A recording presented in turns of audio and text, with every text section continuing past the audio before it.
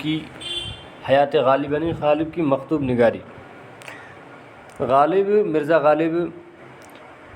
مرزا اسد اللہ خان نام، اسد اور غالب تخلص یعنی اس کا دوسرا نام تھا، اور مرزا نوشاہ عرف نجم الدولہ یا دبیر الملک نظام جنگ شاہی دربار سے خطاب یعنی 8 رجب 1212 ہجری اور ہندی کی یعنی عیسوی تاریخ 1797 کو آگرہ میں پیدا ہوئے۔ مطلب غالب کی پیدائش اسلامی تاریخ میں یعنی ہجری تاریخ میں 1212 8 رجب میں ہوئی اور عیسوی تاریخ میں 1797 کو آگرہ میں پیدا ہوئے۔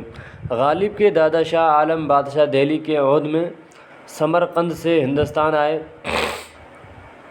غالب کو آبا و اجداد ایک ترک تھے، یعنی غالب کے جو ماتا پتا جو پوروج تھے وہ ترکی کے تھے، اور جس کا ذکر جگہ جگہ غالب نے بڑے فخر کے ساتھ کیا ہے، اور ان کا جو چرچا اور ان کی باتیں اور ان کا ذکر مرزا غالب نے اپنے بھاشنوں میں اور اپنے کمیٹیوں میں بھی کیا ہے۔ اور غالب کی عمر ابھی 5 برس کی تھی کہ ان کے والد کا انتقال ہو گیا۔ چچا نصر اللہ بیگ خان پرورش کی غالب 8 سال کے ہوئے تھے کہ چچا کا بھی انتقال ہو گیا۔ مطلب بچپن سے ہی مرزا غالب یتیم ہو چکے تھے، یعنی ماتا پتا کا انتقال ہو گیا تھا، اور ننیال میں ان کی پرورش ہونے لگی، اور 13 سال کی عمر میں ان کی شادی نواب الہی بخش خاں معروف کی صاحبزادی سے ہوئی، یعنی بیٹی سے ہوئی۔ الہی بخش دہلی میں رہتے تھے۔ یوں غالب کی دلی میں آمد و رفت ہونے لگی، اور 16-17 سال کی عمر سے دلی میں مستقل سکونت اور اختیار کیا، اور پھر دلی ہی میں رہے اور یوں دہلی کہلائے اور دہلی کے ناگرک بن گئے۔ غالب نے ابتدائی تعلیم یعنی شروعاتی تعلیم جو ایجوکیشن کی تعلیم شیخ معظم سے حاصل کی، جو ان کے استاد تھے۔ ایک اور استاد عبدالصمد کا ذکر بھی غالب نے کیا ہے۔ عبدالصمد پہلے پارسی تھے، یعنی پارسی سماج کے تھے، اور بعد میں مسلمان ہو گئے، بعد میں اسلام قبول کیا، اور غالب کا بیان ہے کہ فارسی زبان پر انہیں غیر معمولی قدرت حاصل ہوئی، یعنی فارسی زبان پر ان کو غیر معمولی قدرت حاصل ہوئی اور فارسی کی نیو مضبوط ہوئی۔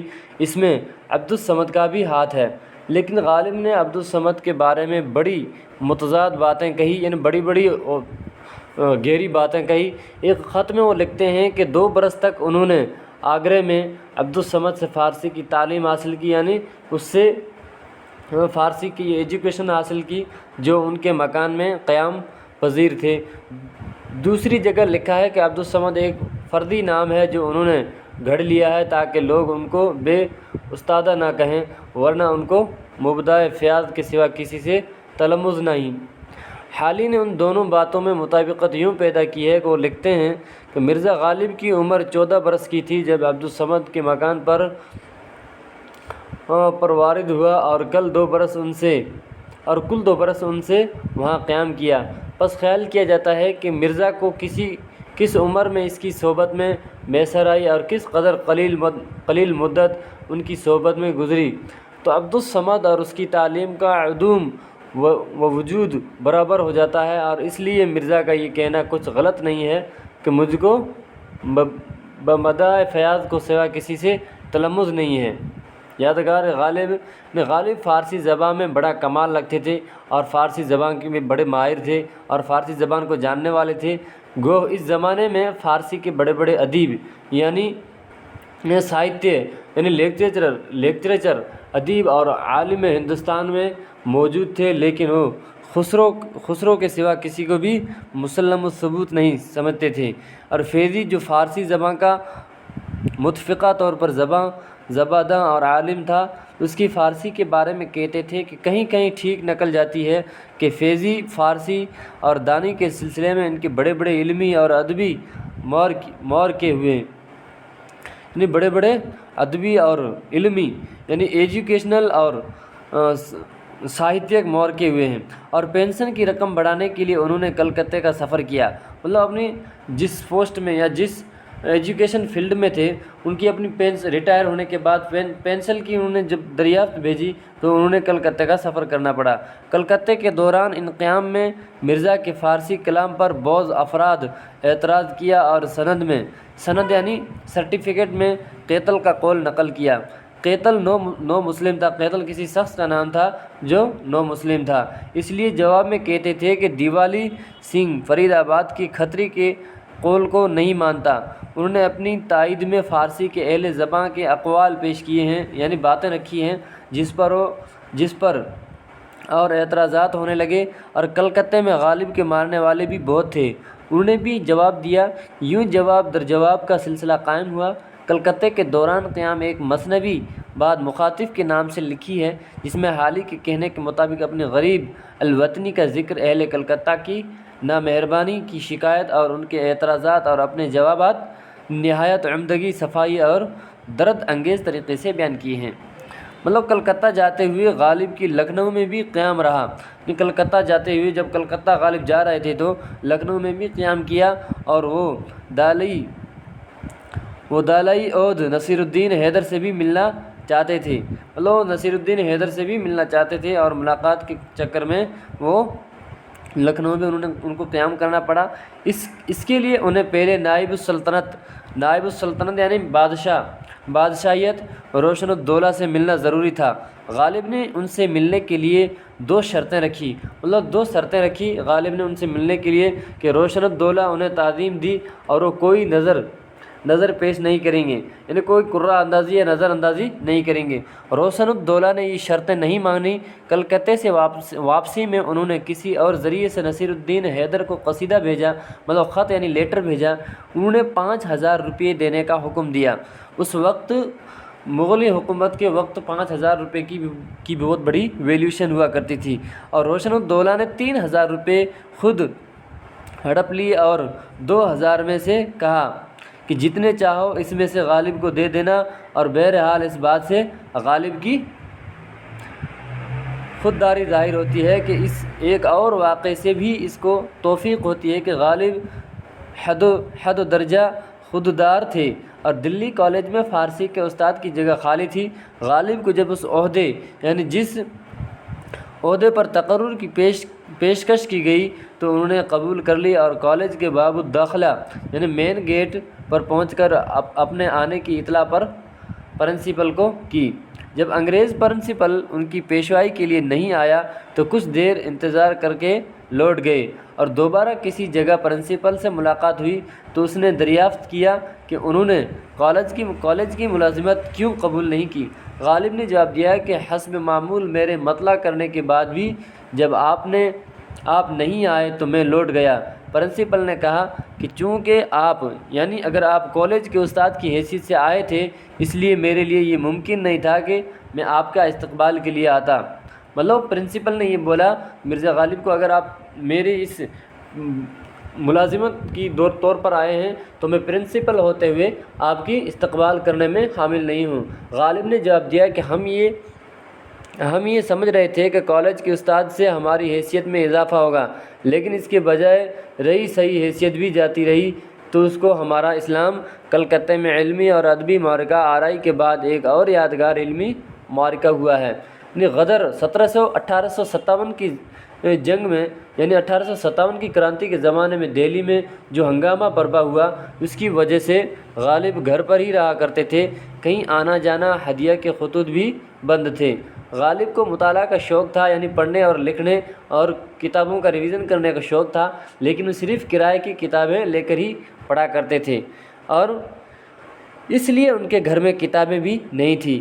اتفاق سے اس زمانے میں گھر میں ایک فارسی لغت برہان قاطع مل گئی۔ یہ لغت مولوی محمد حسین برہانی اور تبریزی کی لکھی ہوئی تھی، اور فارسی کی بہت ہی مستند لغت سمجھی جاتی تھی۔ وقت گزاری کے لیے غالب اسے دیکھنے لگے تو انہوں نے اس میں بہت سی غلطیاں نظر آئی۔ غالب ہندوستان کے بڑے سے بڑے فارسی دان کو بھی مانتے نہ تھے، اور مؤلف برہان قاطع کو کب خاطر میں لانے والے تھے۔ انہوں نے برہان قاطع کی ایک غلطی کے بارے میں لکھنا شروع کیا، اور یوں برہان قاطع کی رد میں ایک کتاب بن گئی جس کا عنوان قاطع برہان رکھا ہے۔ برہان قاطع کے معنی ہے قطع یعنی دلیل یا ثبوت، اور قاطع برہان کے معنی ہے دلیل یا ثبوت کو قطع کرنے والا یعنی توڑنے والا۔ اس کی کتاب کی اشاعت پر بھی ایک ادبی اور علمی ہنگامہ کھڑا ہو گیا ہے۔ غالب پر بہت سے اعتراضات ہوئے، یعنی بہت سے ایشو ہوئے، جو خود غالب نے اور ان کے ماننے والوں نے اعتراضات کا جواب دیا۔ ان جوابات پر پھر اعتراضات ہوئے، اور یوں کافی مدت تک یہ سلسلہ چلتا رہا، لیکن مرزا ایسی باتوں کو اہمیت نہیں دیتے تھے کیونکہ ان کے لیے دنیا اور اس کے کاروبار ایک کھیل تماشے سے زیادہ اہمیت نہ رکھتے تھے، جیسا کہ خود انہوں نے لکھا ہے۔ یہاں پہ لکھا ہوا نیچے بازائچہ اطفال ہے دنیا میرے آگے، ہوتا ہے شب و روز تماشا میرے آگے۔ مرزا غالب نے جب کالج کے آگے پرنسپل کو اپنے استقبال کے لیے آگاہ کیا تو پرنسپل نے کوئی جواب نہیں دیا، تو اس کے اوپر مرزا غالب نے شعر کہا ہے۔ یہی وجہ ہے کہ ان کے حسن مزاج میں کبھی فرق نہیں آیا، حالانکہ اپنے حوصلے کے لحاظ سے تنگ دست رہے۔ غدر سے پہلے جنگ سے پہلے اور اس کے بعد کے حالات بے حد خراب اور حد و درجہ تکلیف تھے، لیکن مرزا کے ہنسی مزاح میں ہنسی مذاق میں کبھی اور کہیں بھی فرق نہیں آیا تھا۔ حالی نے بجا طور پر لکھا ہے، اگر ان کی نظم و اثر کے کمالات سے صرف نظر کر بھی لی جائے تب بھی مرزا کی زندگی صرف اپنی زندہ دلی اور شگفتگی کی وجہ سے ملک و قوم کے لیے اہمیت رکھے گی۔ حالی لکھتے ہیں کہ اگرچہ مرزا کی لائف جیسا کہ ہم آئندہ کسی موقع پر بیان کریں گے کہ ان فائدوں سے خالی نہیں ہے جو ایک بایوگرافی سے حاصل ہونے چاہیں، لیکن اگر ان فائدوں سے قطع نظر کی جائے تو بھی ایک ایسی زندگی کا بیان جس میں ایک خاص قسم کی زندہ دلی اور شگفتگی کے سوا کچھ نہ ہو، ہماری پسر مردہ اور دل مردہ سوسائٹی کے لیے کچھ کم ضروری نہیں ہے۔ مولانا حالی نے ان کی بذلائے سنجی اور ظرافت کے کئی واقعات لکھے ہیں۔ وہ باتوں میں بھی اپنی تحریر و تقریر میں جو لطف اور مزاح پیدا کر دیتے ہیں وہ ان کی ہر بات اور ہر تحریر کو یاد بنا دیتی ہے۔ یہاں اس بات کی گنجائش نہیں ہے کہ بذلہ سنجی اور ظرافت کے نمونے پیش کیے جاتے ہیں۔ غالب کو تنگ دستی کے باوجود زندگی میں بہت سے اعزازات ملے، اتنی تنگ دستی یا بے روزگاری کی حالت میں ان کو بہت سارے اعزازات ملے۔ وہ ذوق کے انتقال کے بعد استاد شاہ بنے، بہادر شاہ ظفر اپنا کلام ان کو دکھایا کرتے تھے، اور بہادر شاہ ظفر نے خاندان اور تیمور کی تاریخ لکھنے پر تیمور کا اتہاس لکھنے پر انہیں مامور کیا۔ غالب نے اس کا نام پرتوستاں رکھا، اسے 2 حصوں میں تقسیم کیا، 2 پارٹس میں ڈیوائڈ کیا۔ پہلے حصے کا نام مہر نیم روز رکھا اور دوسرے حصے کا عنوان ماہ نیم ماہ رکھا، اور ان کو اس خدمت کے معاوضے میں 50 روپے ماہانہ ملا کرتا تھا، لیکن وہ اس تاریخ کا پہلا حصہ لکھ پائے تھے کہ غدر ہو گیا، جنگ ہو گئی اور یہ کام ادھورا رہ گیا۔ مرزا کی صحت آخری زمانے میں بہت خراب رہنے لگی تھی۔ انتقال سے کئی برس مرتیو کے کئی برس پہلے چلنا پھرنا بالکل موقوف ہو گیا تھا، اور کھسکتے ہوئے جا کر حوائج ضروری کو پورا کرتے تھے، لیکن اپنی پیشاب پانی کے لیے کھسک کے اپنی حاجتیں پورا کرتے تھے اور پاؤں کے اوپر چلنے پر مجبور تھے، اور حالانکہ ان پر اکثر بے ہوشی طاری ہو جاتی تھی۔ ایسی حالت میں بھی جب خط لکھنا ممکن نہیں رہا تو دوسروں سے خط لکھواتے تھے۔ حالی لکھتے ہیں کہ انتقال سے ایک دن پہلے جب وہ عیادت کے لیے گئے تو علاء الدین احمد خان کے خط کا جواب لکھوا رہے تھے، جس میں ایک فقرہ یہ تھا کہ میرا حال مجھ سے کیا پوچھتے ہو، ایک آدھ روز میں ہم سایوں سے پوچھنا۔ بالکل ایسا ہی ہوا۔ دوسرے دن ان کا مرزا غالب کا انتقال ہو گیا۔ ان کی تاریخ وفات 15 فروری اور 1869 عیسوی میں ہوئی۔ جب غالب مسلسل غلیل رہنے لگے تھے تو انہوں نے خود اپنی تاریخ وفات یوں نکالی کہ غالب مرد لیکن وہ 2 سال جیے، اور ان کی تاریخ وفات یوں نکالی گئی، غالب مرد 1885 عیسوی میں۔ غالب کی تصانیف میں دیوان غالب شامل ہے۔ غالب نے اس میں صرف اپنا منتخب کلام شائع کیا ہے۔ ان کا پورا کلام نسخہ حمیدیہ کے نام سے شائع ہے، رد عمل ہوا۔ غالب کی زندگی ہی میں ان کے خطوط کا پہلا مجموعہ عود ہندی کے نام سے شائع ہوا۔ یہ ان کے انتقال سے صرف 4 مہینے پہلے شائع ہوا۔ غالب خطوط کا دوسرا مجموعہ اردو معلیٰ کے نام سے شائع کرنا چاہیے تھے، لیکن یہ ان کی زندگی میں شائع نہیں ہوا، بلکہ ان کے انتقال کے 19 دن بعد شائع ہوا۔ بعد میں مختلف حضرات نے بڑی تخلیق کے ساتھ ان کے خطوط کے مجموعے شائع کیے۔ لیکن ان کے خطوط کا مکمل مجموعہ یعنی ڈاکٹر خلیل انجمن 4 جلدوں میں یعنی 4 پنوں میں غالب کے خطوط کے نام سے شائع کیا، اور قاطع برہان کے مخالفوں کے جواب میں غالب نے لطائف یعنی لطیفہ گری یا لطائف غیبی، تیز اور نامہ غالب کے عنوان سے یعنی نامہ غالب کے ٹاپک سے کتابیں شائع کی۔ ان کی فارسی تصانیف حسب ذیل ہیں: دیوان غالب فارسی اور دستمبو، پنج آہنگ اور سبد چیں۔ مہر نیم روز غالب کا فارسی دیوان بہت ضخیم اور 10,000 سے زیادہ اشعار پر مشتمل ہے۔ غالب کے آباء و اجداد کے بارے میں اور غالب کے استاد کے بارے میں اور غالب کے فارسی تصانیف کے نام: غالب کے پہلو اردو نثر۔ غالب سے پہلے اردو نثر کا ہم بات کرتے ہیں کہ غالب سے پہلے اگر فورٹ ولیم کی نثر کتابوں سے قطع نظر کی جائے تو بہت کم اردو کی کتابیں ملتی ہیں، اور اس کی وجہ سے کہ ہم علمی اور ادبی کاموں کے لیے فارسی زبان ہی استعمال کی جاتی ہے۔ یعنی فارسی زبان کا جو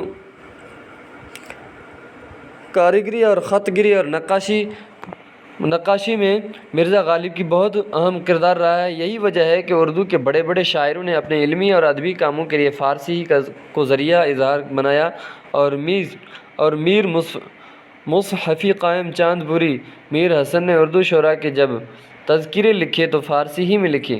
میر نے اپنی آپ بیتی ذکر میر فارسی ہی میں لکھی کہ غالب نے غدر کے حالات دستمبو نامی کتاب میں لکھے ہیں، یعنی 1857 کی کرانتی کے جو حالات وہ دستمبو نامی کتاب میں لکھے ہیں جو فارسی میں بھی ہیں۔ اور خود غالب بھی پہلے فارسی ہی میں خط لکھا کرتے تھے۔ ان اسباب کی وجہ سے اردو نثر کی کتابوں کا ذخیرہ محدود تھا، یعنی جماوڑا محفوظ تھا، یعنی محدود تھا۔ اردو نثر میں غالب سے پہلے جو ادبی اور علمی کتابیں ملتی ہیں ان میں 2 طرح کے اسلوب ملتے ہیں، یعنی 2 سبب ملتے ہیں، اور سادہ اور سلیس اسلوب، دوسرے رنگین اور مخفی اسلوب۔ فورٹ ولیم کالج کی نثر کتابیں مستثنیات میں سے ہے، اس لیے کہ وہاں صرف زبان سکھانا مقصود تھا۔ وہاں کتابیں صرف اسی غرض کو پورا کرنے کے لیے لکھائی جاتی تھی۔ جس طرح مذہبی یعنی دھارمک کتابوں میں زبان سادہ اور سلیس استعمال کی جاتی ہے تاکہ زیادہ سے زیادہ افراد تک بات پہنچے اور باتیں آسانی کے ساتھ ہر ایک کی سمجھ میں آ جائیں۔ اس زمانے کا ادبی رجحان مخفی اور مسجع نثر کی طرف سے تھا، بلکہ ایسی ہی نثر کو بمحاور اور افراد تک بات پہنچنے اور باتیں آسانی کے ساتھ ہر ایک کی سمجھ میں آ جائیں۔ اس زمانے کا ادبی رجحان مخفی اور مسجع نثر کی طرف سے تھا، بلکہ ایسی ہی نثر کو بمحاورہ اور معیاری سمجھا جاتا تھا۔ یہی وجہ ہے کہ رجب علی بیگ سرور کو میر امن کو باغ بہار پسند نہیں آئی۔ میر امن نے اپنی کتاب میں باغ بہار میں صرف اتنا کہا تھا